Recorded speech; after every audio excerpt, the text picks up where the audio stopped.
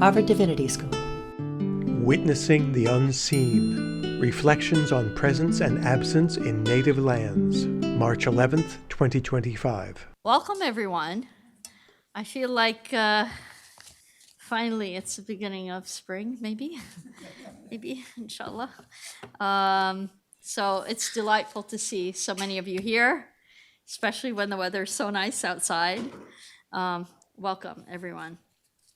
For those of you who don't know me, my name is Hilary Rantisi. I'm the Associate Director of the Religion, Conflict, and Peace Initiative at the Religion and Public Life program at Harvard Divinity School. So welcome. Welcome to our second event in our Moral Imagination series that we're hosting at the Religion and Public Life program. Before I introduce our program and what we're doing in this series, I just wanted to take a moment to thank my colleagues, without whom arrangements for this program and such programs is not possible. So first, Reem, Tammy, Natalie, Rochelle, Delise, and Sarah behind the camera. So thank you all.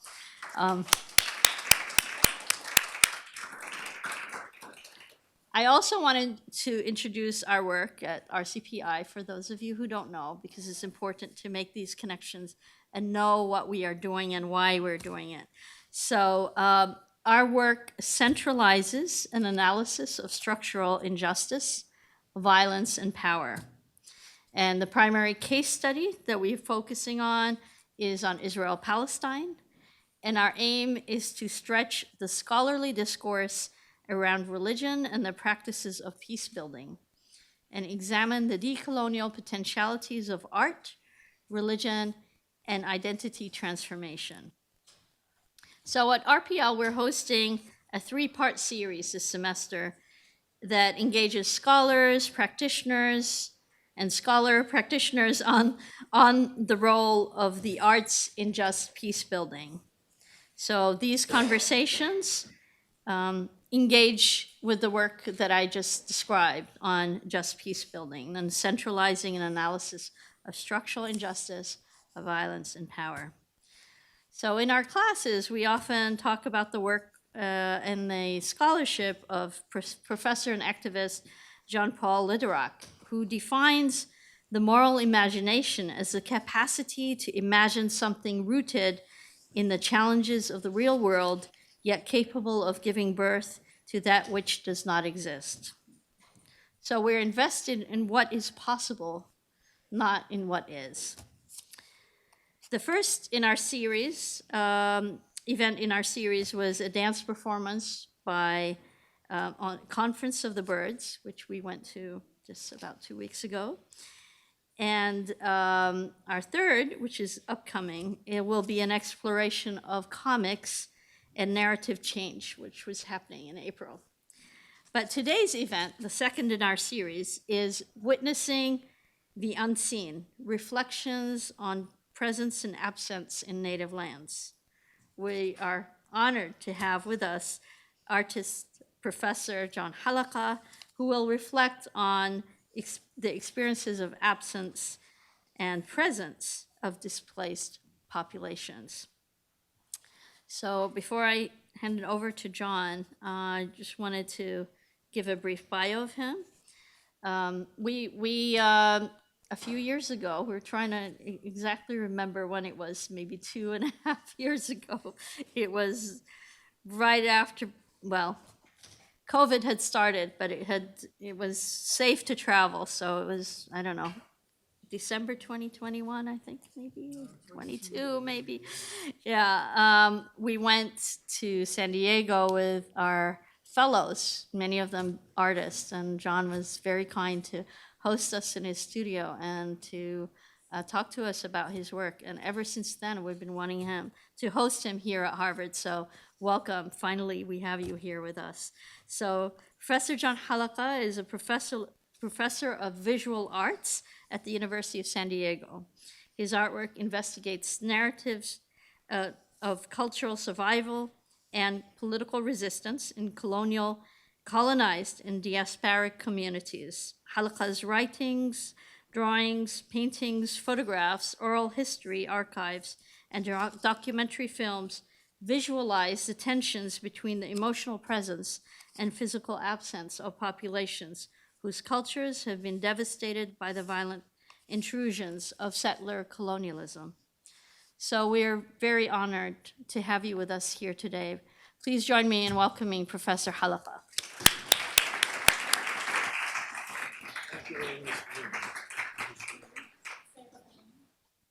Thank you all for being here, and thank you, Hilary, for that very thoughtful and generous introduction. There's a lot of you all here. I'm very glad to see that. So yeah, I've asked for them to turn the lights off so you can see the screen better. There's plenty of light, so you probably won't fall asleep, but if you do fall asleep and you start snoring, we're gonna call on you. So I wanna start with a land acknowledgement. And I wanna acknowledge that I stand as a grateful guest on the unceded land of the Massachusetts people, and that wherever I live or visit on this continent, I humbly recognize that I'm a guest on the native lands of sovereign nations. I also acknowledge that as an immigrant to this land, I'm the beneficiary of a long and cruel history of settler colonial violence, land theft, dehumanization, and genocide that continues to impact the cultures and the lives of Native people on this continent. And as a Palestinian American who struggles against the colonization of my ancestral land, I'm deeply aware of and troubled by the irony of also being a settler on the native lands of other nations and people. I seek the guidance and the wisdom of our indigenous sisters and brothers in being a caring steward of this shared land. So I want to start also by thanking the good people at the Harvard Divinity School, and especially Hilary, Rantisi, and Rantisi for both at the Center of Religion and Public Life for inviting me to engage with this community. And I'm very much looking forward to our conversations, and I look forward to learning from you. Oh, actually, I shouldn't say this, but putting things on the big screen, mistakes appear fast, so there should be an S at the end of lands. I didn't catch that on my little screen, so I'll move the slide away. So I want to share with you some of my artwork and to reflect on the complex relationships between the physical presence and emotional absence of indigenous populations that have been forcibly displaced from their native lands. I also want to reflect on the ways that the representation of presence and absence have evolved in my work. Visual artists make works of art for all sorts of reasons, and those reasons change and evolve over the course of the careers of the artist. As a visual artist, the primary motivation that drives me to continue to produce new works is that I like to learn. And the artwork that I make provides me with opportunities to learn broadly and deeply over an extended period of time about topics that I'm interested in and become very passionate about. I also make art to share the things that I'm learning with others, so they can also learn. So during the process of learning, I become a direct witness to the experiences, the histories, the cultural knowledge that shapes the people and places that I focus my research on. I've traveled to Palestine, to refugee camps in Lebanon, to Jordan, to the Galilee and other parts of historical Palestine in order to seek out and meet and speak with Palestinians. My goal is to be an active witness to their reality. I do that by sensitively asking questions and listening to their experiences and their stories, the stories of men and women who have been brutally displaced from their homes and homeland, as well as Palestinians living under the dehumanizing rule of a repressive settler colonial occupation. I seek out and speak with multiple generations, including the descendants of the 1948 refugees who were born in the aftermath of a catastrophic cultural rupture that resulted in the permanent dismemberment of families, the loss of all of those families' properties, businesses, and economic means, the shattering of cultural histories and traditions, and the violent dislocation of hundreds of thousands of men, women, and children from the lands that they belong to. When working with communities of refugees, one quickly realizes that the multiple generations of exiled people have been deliberately cast into the shadows of the world consciousness and forced behind a veil of political invisibility. It's important to remind ourselves that those peoples are not invisible, although they have been deliberately unseen. The refugees are also not mute, albeit their narratives continue to be muffled by a dense political wall of silence, a wall that silences their stories. Their stories remain mostly unheard. Their narratives have been repeatedly muted, and their experiences and stories continue to be refuted, denied, and scrubbed from the master narratives that glorify the victors and erase the histories of the victim. It is that erasure of history, the forced absence of the experiences of generations of displaced and dispossessed Palestinians, as well as the experiences of generations of men and women living under occupation, that I try to address in my work. My work is a humble effort to underscore the historical presence that must be justly and continually asserted in support of the liberation struggle of the Palestinians. The experiences of the few hundred displaced men and women that I met are closely related to the experiences of millions of other Palestinians, whether they be refugees or are living under the yoke of occupation. They've all been relegated to the unseen margins of the marginalized. There are more chairs up here if you guys want to sit. The stories reveal histories that few know about. The men and women I spoke with conveyed their personal realities with poetic depth, emotional power, and a political clarity that few scholars, poets, and artists have ever conveyed in their publications or creative work. It is through the stories of ordinary Palestinians that are living in exile or under occupation that I've learned the most about Palestine and the Palestinians. And it is with the guidance of their experiences, their faces, and the places they were forced to leave behind, as well as the places that have sheltered them, that I construct my work. I record and preserve their personal memories, as well as the memories of memories that were passed down to them by their elders and ancestors, so that we can begin to become informed witnesses to their unseen realities. I'm eternally indebted to the wisdom, compassion, and clarity of the Palestinian men and women that I've listened to. Their cultural knowledge guides their survival and prioritizes their love for their children over the animosity for those who displace them and continue to persecute them. The Palestinian refugees, the farmers, the artists, and the activists that I've spoken with invest me with their stories, and I consider it a privilege as well as a profound responsibility to be a humble carrier of those stories, to be a willing witness to their complicated realities. My work does not speak for them. They speak through my work, so that you might become a carrier of their stories. I'm sharing with you a few works from a couple of projects that explore the tension between the psychological presence and the physical absence of indigenous populations that have been stripped of their history and identity and were forcibly displaced from their homes and homelands. The stories, the work, the persistence of the men and women that I listen to demonstrate a powerful moral presence in the face of inconceivable suffering. Their narratives underscore their ability to love and care for their families and their neighbors in the face of generational injuries. The experiences they shared are powerful and inspiring acts of survival in the face of persistent dehumanization. The image on the screen is a large drawing from the early phase of the series Forgotten Survivors.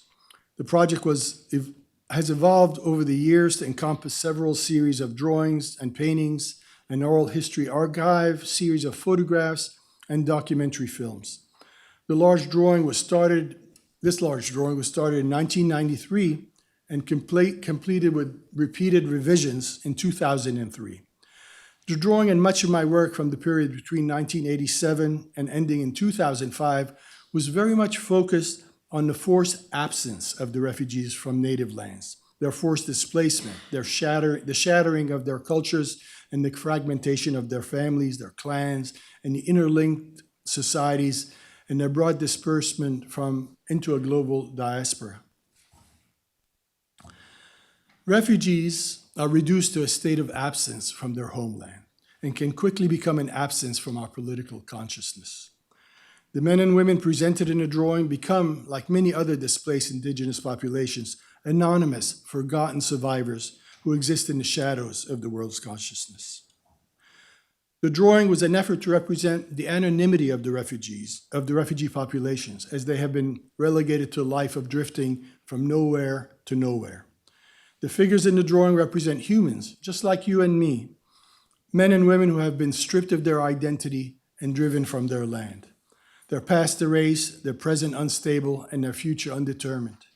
They drift and they drift and they drift towards unknown destinies, with nothing to carry but their memories. They exist in a liminal space between an unstable physical presence and an erased historical absence. I tried to construct the drawing so that the transitory and unstable state of displaced population was made visible through the thousands of restless marks that define the forms of each of the figures and the space.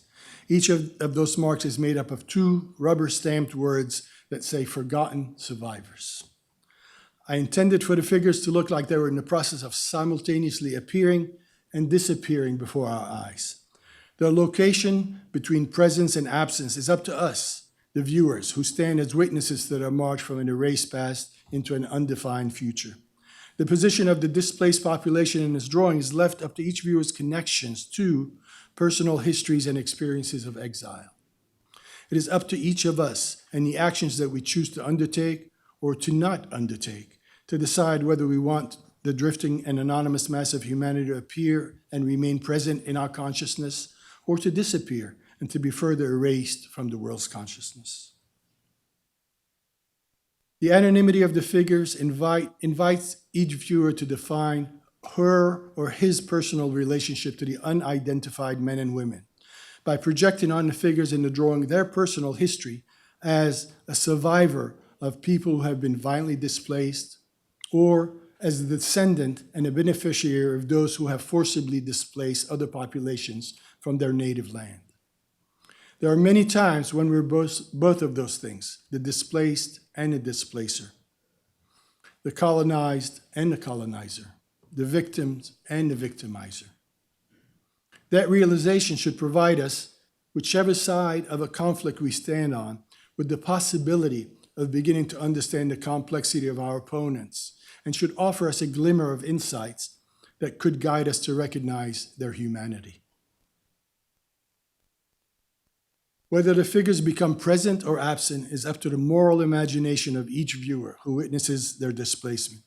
It's up to each of us as witnesses to envision the possibility of their future, to acknowledge the instability of their present state, and to creatively address the historical harms that they suffered and the festering injuries they are forced to live with. In 2005, my approach to my work on exile changed dramatically when I started to record the personal stories of Palestinians who have been displaced from their homeland, as well as those who are living under occupation. The process altered my vision and my work. The naked bodies that had earlier been lumped together in my images and presented as displaced masses of anonymous humanity were replaced by individuals with faces, with names, and with unique stories that conveyed personal experiences with complex, vivid memories. The stories of the men and women that I listened to and recorded reshaped the approach to and the focus of my work. Instead of my images exploring the physical absence of forcibly transferred population from their native lands, the personal experience that I listened to redirected my drawings, my photographs, my films, and oral history archive to focus on the psychological and emotional presence of the dispossessed.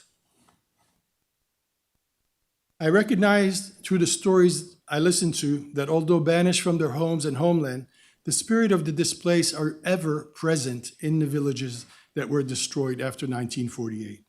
Their spirits were present in the stolen farmlands and in the once verdant orchards that had been planted by countless generations of their ancestors. When I walked through some of the destroyed Palestinian villages, I felt that spirit.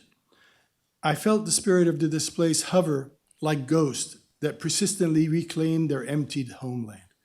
They were forced to leave, but their spirits remain, and their ghosts return to repossess the villages after they died in exile. The emotional energy of the displaced was ever present in destroyed homes, in the demolished schoolhouses and uprooted orchards that I walked through and photographed. While walking through destroyed villages, I better comprehended how memories of the fertile fields and groves that nurtured the elders' once youthful bodies are ever present in their imagination and their narratives, and that the voices of their ancestors materialize within their stories like apparitions that haunted the spirits of generations of displaced Palestinians. Walking through the destroyed villages, guided by the stories of refugees that I carefully listened to, I began to understand the complex synergy between presence and absence in the experiences of the Palestinian. Their psychological and emotional presence in the homeland provides the energy that sustains their effort to reverse their physical absence from that now forbidden homeland. The ghost of presence call on generations of forgotten survivors to reject physical absence by remembering their homeland, by rebuffing forced invisibility, by refusing to be silent, and by insisting on returning to being present in their native lands. Lasting cultural survival is the goal, while effective creative resistance is the duty of all indigenous people facing the threat of cultural erasure through exile or occupation. The process of survival and resistance are not separate tactics, but are a linked strategy for envisioning a hopeful future. The extended conversation I recorded with Palestinians expanded my understanding that the art and literature of survival and resistance are the antidotes to absence and forgetting. By helping to ensure that experiences are preserved and that current and future generations are informed, the art and literature of survival and resistance offer a path to indigenous presence, even in the midst of extended and enforced absence. In studying and contemplating recurrent histories of settler colonial repression, I find inspiration in the work of the Native American scholar Gerald Visnor, who coined the term survivance, a combination of the two words survival and resistance, to describe the creative resilience of the indigenous people of the Americas against long and brutal histories of cultural and physical genocide. The concept of survivance applies to the struggle of all colonized population, as cultures of survivance are defined by an active indigenous presence against imposed political, physical, and psychological absence. Acts of survivance underline the dynamic will of the individual and underscore the power of the collective by creatively employing memories, personal communal stories, as well as tales of ancient customs and evolving traditions to convey a living culture that refuses to disappear. The art of survivance is a corrective act against imposed cultural erasure. It serves as an antidote to forgetting indigenous histories, customs, and tradition while helping to ensure that Native experiences are preserved and that current and future generations are well informed. The creative arts, including the diverse field of visual arts, might be the best vehicle for informing, developing, and sustaining cultures of survivance. The ability of artists to witness, interpret, assemble, reimagine, and to creatively construct narratives of political, cultural, and spiritual resistance and survival provides community of viewers with the potential to imagine and implement change. The art of survivance is a purgative that can potentially liberate our clogged moral imagination. The cultural wisdom of Palestinians passed through the spirit and experience of their ancestors guides them to not seek vengeance, but to seek justice and only justice, to borrow the words of Reverend Naim Atik. Justice and only justice for the losses they suffered, the cruelties they experience, the poverty they endure, the pain they feel, and the deprivation they still live with. As justice and only justice is the path to their liberation, the road to their survival, and the trail to the return of the displaced. The struggle for justice is the fuel that powers the creative engine of our moral imagination. The realization of justice begins with an honest acknowledgement and repudiation of the sins and cruelties of settler colonial supremacy. To admit wrong and acknowledge the harm is the first step in a complicated process of truth and reconciliation that Bishop Desmond Tutu developed. When nations speak of a roadmap to peace, I believe that they should navigate that journey using the following set of directions.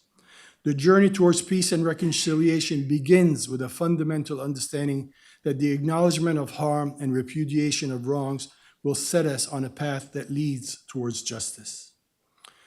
Justice must be founded on strong pillars of legal, political, and social equality that ensures a life lived in dignity for all involved. Equality for all, and not supremacy for some, is the foundation upon which a culture of justice must be built. Because justice is a single trail that can guide us towards peace. And only in a state of peace can we find a path to reconciliation. And reconciliation is the road that can guide us to coexistence, while coexistence can lead to the mutual liberation of both combating population from cycles of hatred, of violence, and vengeance. And liberation will eventually guide former adversaries to the valleys of forgiveness. As distant and improbable as forgiveness may appear during extended periods of hateful violence, we need to reimagine the process of achieving peace and to visualize that complicated moral journey as starting with an acknowledgement and cessation of harm, and to visualize a process that can eventually lead us to forgiveness. I'm well aware that the genocidal violence for the past 16 months has set back the cause of justice for at least a generation.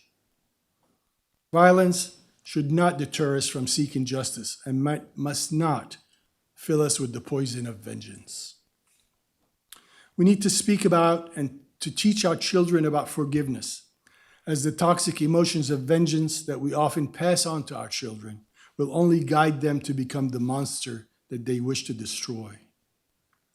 To paraphrase the late Bishop Desmond Tutu, without forgiveness, there can be no future. But before we can begin to proceed towards the distant valleys of forgiveness, we have to be willing to witness the unseen and to listen to the unheard, so we can achieve the initial milestones of acknowledgement and the second road marker of justice. One of the first things that I learned from recording the stories of survivors is that they're not invisible. They're not ghosts silently living in the shadows of the world consciousness. They are living, loving, suffering, and thriving individuals with unique experiences of displacement, survival, and resistance. They're not mute. They have stories to tell and are eager to share them. They want their stories to be heard and their realities to be seen. They want for their experiences of survival as well as those of their children and grandchildren to be known. The forgotten survivors of Palestine, as well as survivors from other native lands, have been rendered into an absence that is being filled with the presence of the settlers, whose strategy is to fully dominate native lands that are free of native people.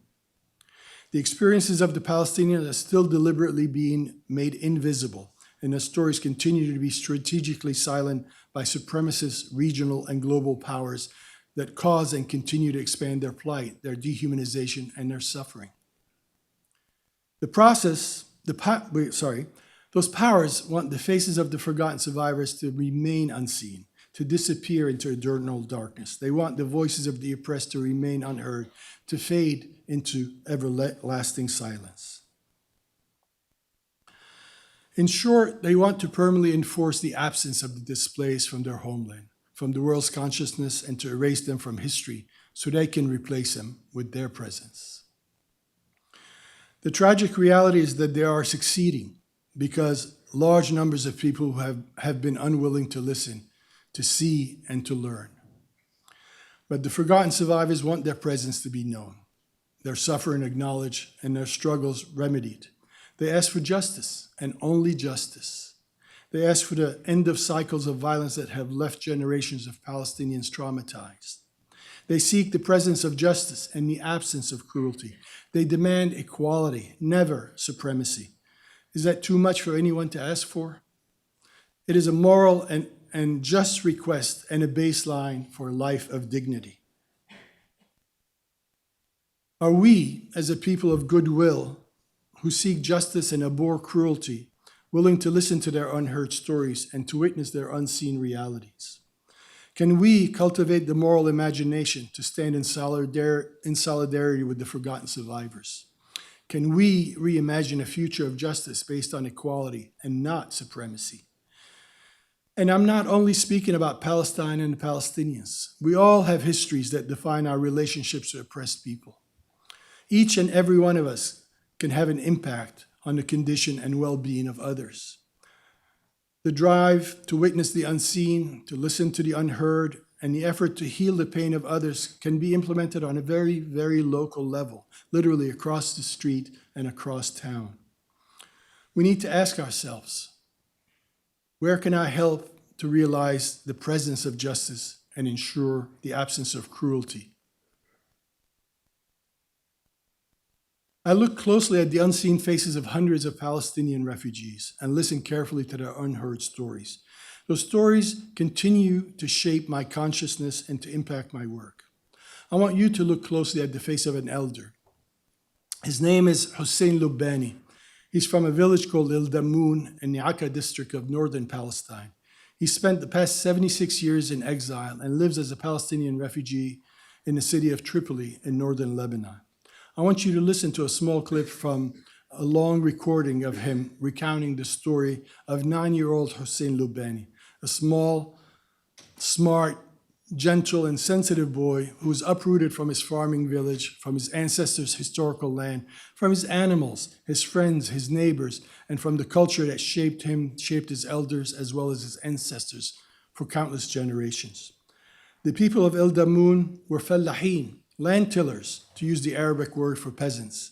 They were farmers who were stripped of their land, their homes, their homeland, their culture, and their ancient history of tilling the land and living simply and gratefully from its bounty.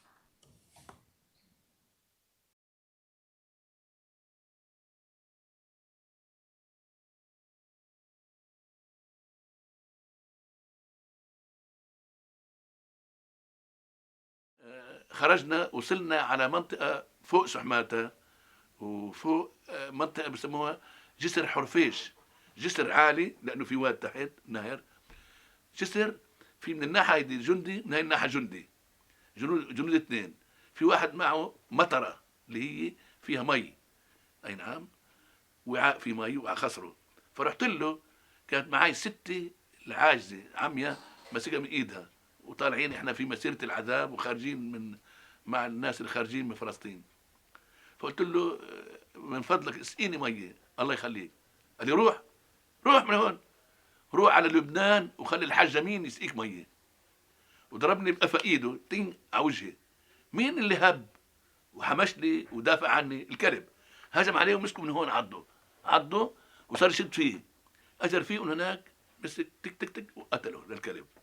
قتله انا ابكي فوق منه للكلب ويطلع فيه الكلب ويعمل هيك. يعني منظر مش معقول لطفل بحب الكلب رفيقه، وكأنه الكلب عم يخاطبني بيقول لي يا حسين انا عضيته بدي انتقم إلك وانتقم لداعش، هذول هني والانجليز اعدائنا وما بيحبونا. اكثر شيء كمان عز علي اني انا كنت احب المدرسه كثير كنت احب المدرسه كثيرا. فمن هيك امي عملت لي كيس للكتب، كيس تعمله هي صنعته وله علاقه من هنا ويجي هنا، حاطط فيه القرآن، حاطط فيه كتاب قراءة من تأليف المرحوم خليل السكاكيني، عندي كتاب في العلوم عامله سليم كتول، عامل هالاشياء ودفاتر الي. فكتير بحبه. لما طلعنا من فلسطين ضل معي، نمنا طلعنا وصلنا عند سخنين هيدي بلد سلمت، احنا ما سلمنا، من هيك بلدنا دمروها. سخنين بعد ما مثل ما هي، لانه رفعوا اعلام بيضاء ملاحف يسموها، وانا شوف عيني هالشيء. نمنا بالليل قالوا لنا قوموا اليهود اجوا بدهم يمسكوا الناس اللي هن قراهن قاتلت. قمت مع ابوي ركاد قوموا اترك حسين. نسيت شو كيس الكتب معلق باللوزه، شجره لوز. يابا بدي اروح اجيب لا يابا بيجونا الحقونا اليهود. طلعت بدون ما احمل كيس الكتب. اتاثر، قعدت على جمعتين وانا ابكي من هالمنظر هذا، كيف اللي بحبه ما ضل الي. كمان ب 28 أو 29 آب تقريبا ظهرنا من سقطت بلدنا نهائيا. أجانا خبر إنه اتركوا المنطقة هاي وروحوا لمحل تاني. فإحنا وين نروح؟ الكبار هن اللي بيقرروا. طلعوا من وادي سلامي لحد كانت هناك زيتون وأشجار لوز أي نعم ومشمش. ظهرنا وإحنا ماشيين بالطريق على الشوك وحافيين وقش وصخر وحجار صخور وفيش طريق مستقيم. كنا نفوت نروح على طرقات غير مسلوكة فنمشي فيها هربا من انه اليهود او دورية يسبقوا لنا. واحنا ماشيين شوب نار حمراء بآب اخر آب اللهب. واذ ناس بيقولوا لنا يا ابو حسين يا ابو حسين لابوي. ابوي التفت نعم. قال له في جيراننا بفلسطين اللي هن بيت ابو نديم وبيت جميل جميل ابو حمدي، خاصة دول ابينا جميل ابو حمدي وعنده 3 بنات من جيلي نجمة وراقية وفاتن او شيء هيك بتذكرهن ناسي. هذول كمان قبيل بيتنا بالضبط وعند فلاحين وشي. دريوا ابصر من ينخبروا انه امي خلفت بنت سمتها سلمى. جايين هن وين كانوا ساكنين بالفترة هاي؟ كانوا ساكنين بشفا عمر. قلت لك شفا عمر قبل شوية انه خليط. دريوا اجى الزلمة ومرته وبناته 3 ماشيين بعد فراق من 14 حزيران التقينا وين 29 آب تموز آب يعني 2.5 شهر. وانا اول مرة بنفارق رفقاتنا هيك بنفارق بعضنا البعض كجيران وانا هذول البنات بفارقهن. يا حرام هجموا علي كيفك يا حسين كيفك يا حسين وانا سلمت عليهن بالطريقه الفلاحيه لا بوسناهن ولا سلمنا وطلع هيك وسكتنا. شو بدنا نحكي وما عارفين نفسر ما لقينا تفسير للي شو عم يصير. انه اللي بيجمعنا الدمون وحارات الدمون وبيادر الدمون. طب وين انتوا رايحين؟ طب احنا بدنا نرجع عشفة عمر انتوا لوين رايحين؟ ما عارف شيء من شيء.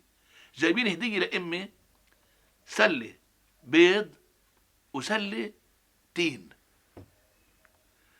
اعطونا اياهن اعطونا من هون سلمنا عليه من هون. اتباوس ابوي والزلمه جميل وامي وجارتها ما ان التقينا حتى افترقنا. شيء انه التقينا وبدنا نحكي انتهى اللقاء رجعنا. هاي مأثرة فيي حتى اليوم عمري 73 سنة حتى اللحظة بأذكرها بمرارة مش معقولة. ليه هيك؟ طب ليه احنا هيك؟ ليش احنا نقاصص القصاص اللي مش معقول؟ يروح بلدنا يروح رفقات الدجاج والحمام والارانب تروح رفيقتي تنقتل. يروح كيس كتبي اللي بحبه وما في شيء الا ما في شيء ضر. رفقاتي انا احرم منهن وانه كنا نلعب سوا. ليه هيك؟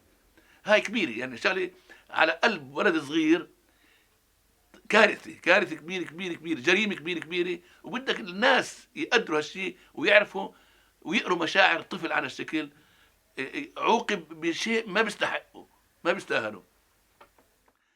كفينا نزول وصلنا على محل ولا بقول عمي لافي وقف وصار يبكي. بسأل ليه يابا ليه عمي لافي بيبكي؟ قال لي يابا هاي هو حدود فلسطين وهاي هيك فلسطين وهاي هيك لبنان. طلعت هيك الدنيا غروب تقريبا. ايه وبيبكي ولا شو بقول عم لافي؟ يا اخوانا يا حبايبنا اللي بيحب يودع فلسطين وشوف اخر شوفه يطلع. نزلنا اول ضيعه بلبنان شفناها اللي هي مين؟ رميش بدنا نشرب. تركت 6 ساعة مع الناس ورحت اسال اسقونا يا عم ما فيش رميش في صار مثل بركي قرية بركي ضحلي وحل صايري لكن ريحته فطيسة ريحته مش معقولة صنة. اي نعم اسقونا. بتقول لي واحدة منهن اشرب هاي المي قدامك. قلت لها هاي صنة وفيها بنص خنزير منفوخ وريحته ملي الدنيا ريحته.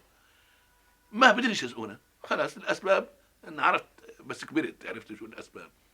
كفينا بطريقنا وين رحنا داخل لبنان على بلد اسمها بنت جبيل زرتها هذيك المرة السنة الماضية كحكواتي. المهم رحنا وصلناها لغاب الشمس علينا هناك. انا وابوي الله يرحمه قال يا حسين انت شو بنسالنا بدك تجيب لنا شي بريق مي لامك واخواتك، اختك الصغيره هاي الطفله مفحمه بجوز تموت. عملنا جوله، وصلنا لمحل لقيت مرة بعمري اسا لابسه اسود باسود، وحاطه من شو اسمه عصبه هيك، وقاعده على البيت انت تفوت له في درجتين، درجه ثانيه مسكره نص الباب، والظرف الثاني مفتوحه، الظرف الثاني مفتوحه، قاعده على الظرف المفتوحه هاي والباب وراها مفتوح. مساء الخير يا خالتي. قالت لي اهلا مساء. قلت لها عندكم مي تسقوني؟ انا وابوي. قالت لا ما في عندنا، منين الميه؟ ايه ابوي بعيد عني شيء 6 7 امتار 8 امتار.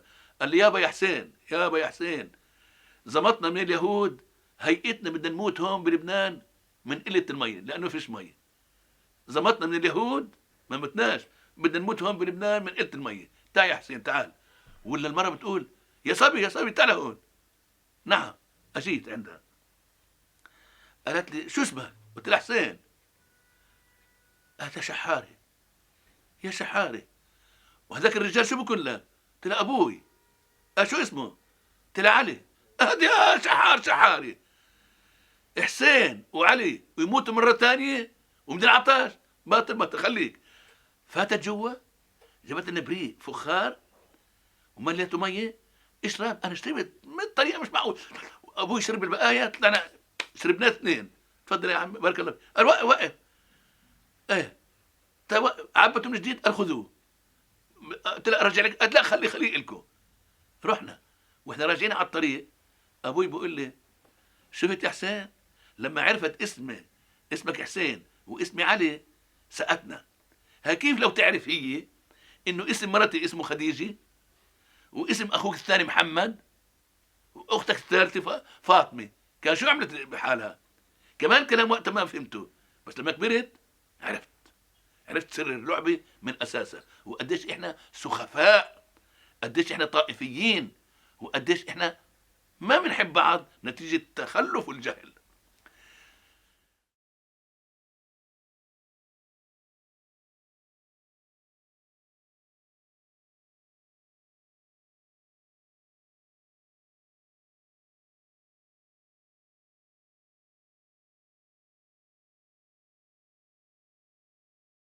Hussein Lubani is a storyteller. He's a writer. He's published 17 books. He's a historian of Palestinian folklore. He's a remarkably eloquent man. And even in the midst of tragedy, he finds humor. And that's one of the characteristics, is that we, as Palestinians, can still laugh, can still love, can still think kindly of the world when the world is not kind to us. She's being shy out there. But that story is only part of the story. So there's that story of exile, that painful story. I interviewed him in 2012. And hold on, don't go away on me. I interviewed him in 2012. I was living in Lebanon for almost a year, 11 months, doing research, recording stories of Palestinian refugees, 3 generations. And twice during that year, I went to Palestine. And the main reason I went to Palestine, I mean, I was working on other projects, but the main reason I went to Palestine was to look for and visit the destroyed villages. Not all of them. There's 512 destroyed villages that have been accounted for, and probably more. But I would look for them. So I wanted to find El Damoun. And El Damoun does not exist. It doesn't show up on maps. There's nothing that acknowledges its presence. It is an absence inside Israel. So I rented a car, and I had a before 1948 map of Palestine and a current map of Israel, which includes the West Bank and Gaza as Greater Israel. And I was sort of trying to triangulate and find the village. So I drove in the area, and I did that with multiple villages, and I couldn't find it. So I kept driving and looping. I knew it was in this area, but I didn't know where. And clearly the roads were new and clean, and there were no such roads, and the roads probably divided and destroyed lots of villages. But I saw Palestinian Israeli women, 3 of them, hijabbed, walking by this fairly large, desolate area. And I did a quick U-turn and drove right up to them and asked them in Arabic, do they know where El Damoun is? And they first looked at me with surprise because no stranger asks for El Damoun. And I said, yeah, if you go down about 3/4 of a mile or half a mile, I can't remember exactly what they said, and you'll see an old water pumping station. Take a right, and that dirt road will lead you to the village. And I did just that, saw the big pumping station, took a right, pulled my little crappy rental car in, and it was a very steep, gradual hill that went up, and it was filled with rocks. So I said, I'm not driving this little rental car up there. So I stopped, took my camera, started to walk up the hill. And the very first thing I noticed was those rocks were not just rocks. They were the cut stones of the homes that had been bulldozed, had been scattered all across. This was a site of genocide. Not genocide of people, but genocide of a culture, right? So I walked through and I photographed and I kept going all the way up that steep hill until I got to the top. And I was hoping to find some structure that was still there. In other villages, they were part of a mosque. They were part of homes. A village, for example, like Kofir Ber'am in the north has a lot of structures, and it's a remarkable place to walk through, especially when you walk through with survivors. But there was nothing. There was occasionally just a small part of a wall that was like the edge of a house. And when I got to the top, I noticed on the other side of the hill, there was a woman, a hijabbed woman, and a man in his 20s, late 20s, and they were putting wood in the back of a car, like firewood, like they were collecting wood. So I took some pictures of them, and they saw me, and they got really nervous and started to quickly put that wood in the car. So I ran down the hill, because they thought I was an Israeli. And I ran down the hill, and I said to them, I'm sorry if I made you nervous. I'm just here to take pictures in Arabic, to take pictures of El Damoun. And again, she looked at me with surprise. She says, how do you know El Damoun? And I said, a few weeks ago, maybe a month before, I had interviewed this gentleman called Hussein Lubani. And I came here to take pictures for him and to collect some dirt. I always carried 1 gallon Ziploc bags, and I would fill them with dirt from the village and bring them back to the people. And when I said Hussein Lubani, her face literally went white and her jaw kind of opened. She said, Hussein Lubani, I've heard about him all of my life. He's my cousin.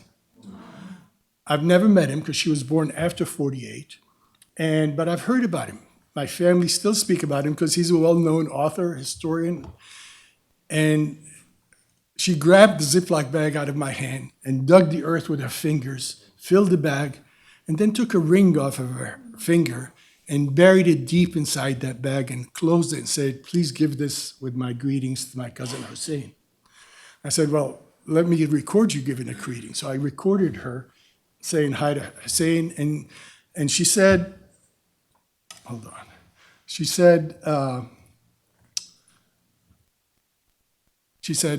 Ana bint Maryam, I'm the daughter of Maryam. In my Arabic, which is not as good as it should be, I heard her say, I'm Maryam. I missed that bint Maryam part. So I took the bag, she recorded her story, and when I went back to Lebanon with literally a bag full of bags of soil, and boy, I was so lucky to get through customs in both countries because they're not very kind to, the Israelis at least are not very kind to Palestinians or the people bringing things out of the country.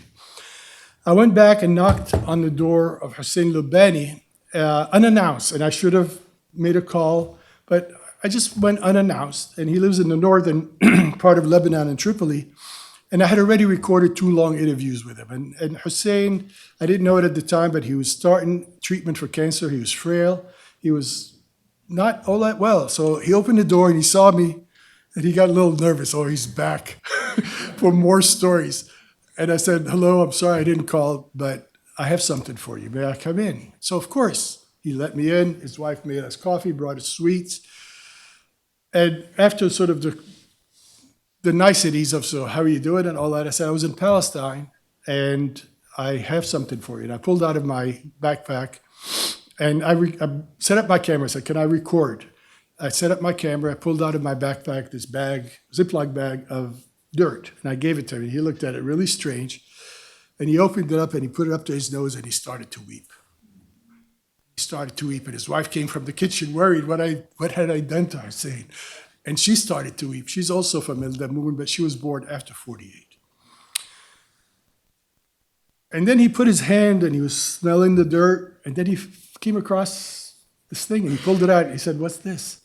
I said, "It's a gift from your cousin Miriam." He said, "I don't have a cousin named Miriam, at least I don't know of one." So I played the recording of her greeting him, and he and his wife were really touched by this reunion, this at least virtual closure of a circle that had been broken in 1948. And then he went to his office in the back, and he came back with a ring. He said, "I just got this when I went on the Hajj last year, and I would like for you to please give this to Miriam." So I took the ring and I put it in that little compartment in my computer bag where you put your mouse and all those cords. And I said, "I'd be happy to." And that was actually the last time I saw him. He's still good. Because my Arabic is weak, I don't call people on the phone. And because I can't write Arabic, I don't email him. And his English is even worse than my Arabic. But I check on him through other people. And last I checked, he was okay. He was doing well. But that was in 2022. So it's been 3 years.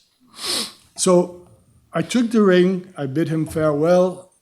Actually, no, I didn't bid him farewell. He insisted that I stay for dinner, which is a very Palestinian. He wouldn't let me leave. He says, "We're going to eat, and you're going to stay with us." So we ate, and then I bid him farewell, and I left. And I didn't go back to Palestine until the following year. But that ring stayed in my computer bag. And I went back to Palestine, and his cousin, she had been an internally displaced refugee. So her part of the family were kicked out, but they didn't leave to Lebanon. They winded up staying, and they relocated to a town called Tamra. It was then a village, but it became a town. And so I went to Tamra, and I realized when I went to Tamra, I don't know this woman's last name. It's not Lubani, because she was married, and she's from his mother's side. And it was just like really stupid. But I printed a picture of her, and I went to like butcher shops, the grocery store. I said, "Do you know this woman named Miriam?" And they all looked at it. There's a lot of Miriams in town, but nobody knew her. And I did that twice over 3 years. Went once, didn't come back, following year came back.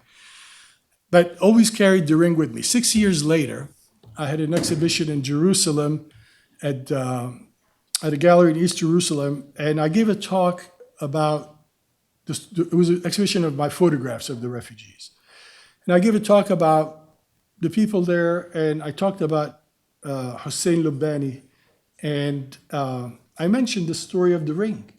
And after the talk, this young woman who I had met earlier that day named Marwa Bakri, who's an artist, she came up to me, she said, "I have a friend who lives in Tamra. Can you email me her picture?" I said, "I'd be happy to." So I had gone out to dinner with a bunch of people, went back to my little hotel, emailed her the picture before I went to bed. I think it was around midnight. I woke up the next morning, 6 a.m. I checked my email, and there's an email from Marwa that says, "I found her." I mean, 6 years I was carrying this ring, right? She found her. And so I called her. I didn't call at 6. I called her like at 9. And she said, "Let's go." So we got into her car with her partner, Hamada, and the director of, at the time, the director of the gallery. And we drove to the gallery. Marwa lives in Jerusalem, Hamada lives in Jerusalem, and they have the permit. They're able to travel in 1948 Palestine. So we traveled to the gallery. We went up to this house. And she had told her friend, "Don't tell her we're coming." So we drove up to this house. It was like most Palestinian homes. It had a wall and a metal door. And they said, "Just wait out here." So they opened the metal door, and they walked in. They all embraced. I forgot a small part of the story. I'll get back to it. They embraced, and then Marwa signaled me in. And I walked in, and there's this woman, a hijabbed woman, the woman who I thought her name was Miriam, sweeping the courtyard, and she looked at me, from like this distance, and she said, "Where have you been? I've been waiting for you for 6 years." And she came over and gave me this big hug. She said, "Did you delivered my ring?" I said, "Absolutely." And he gave me a gift for you. So I showed her the video of him giving her the gift, and she wept.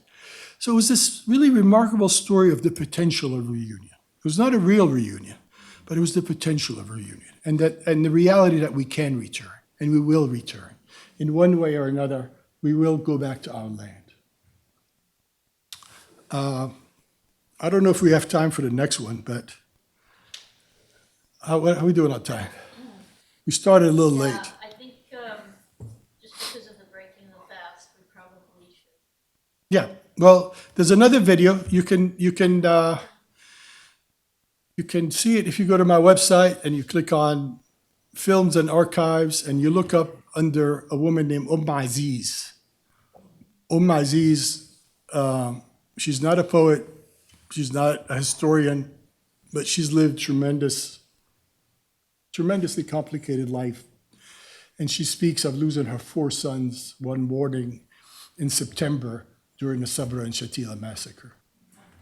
She was displaced in 1948 when she was 18 years old. She had had a brand new newborn baby and another girl that was a little bit over a year, and she was home, not in the fields, because she had just given birth recently, and she ran out of the village when it was being bombarded. Put her 2 daughters in a little washing tub, ran out of the village. A bomb fell in front of them, a shrapnel fell on the chest of the newborn, who died that day.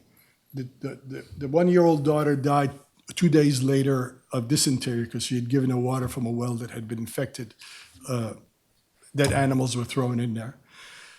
And she joined this river of humanity that were being driven out of their land, hundreds of thousands of people. And her husband and his family and her family winded up staying in Palestine, became internally displaced refugees. Her husband left Palestine voluntarily to go look for his wife and his daughters, and found her almost 2 years later in a refugee camp in southern Lebanon. They rebuilt a life, had a bunch of kids and grandkids, and then 4 of her boys were disappeared in September 12th, 1982. And that's the story that you'll listen to from Aziz.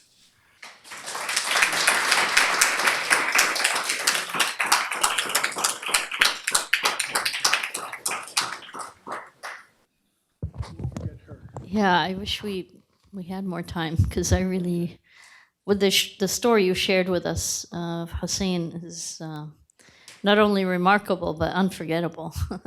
So I have so much gratitude for what you have brought to us this evening, not only in word, in images, and in the work that you do. I mean, so moving that I'm, feeling very emotional after hearing these stories. And so grateful that you are sharing them with us and bringing these stories to us here, that these stories also continue on. I want to thank you for bringing moral imagination into our space, for bringing beauty, for bringing stories, and reuniting people together, even, maybe not in real life, but the importance of that. I mean, hearing the stories of Hussein and the feeling, what he felt as a child, bringing that to us today also brings to life stories of children now also being displaced, that we are seeing, that we are able to feel, to hear people maybe in a different way, and also be motivated to be activists, to make a change in the world. So thank you for bringing us closer to that. You have made a change. So please join me in thanking John. Sponsor, Religion and Public Life. Copyright 2025, President and Fellows of Harvard College.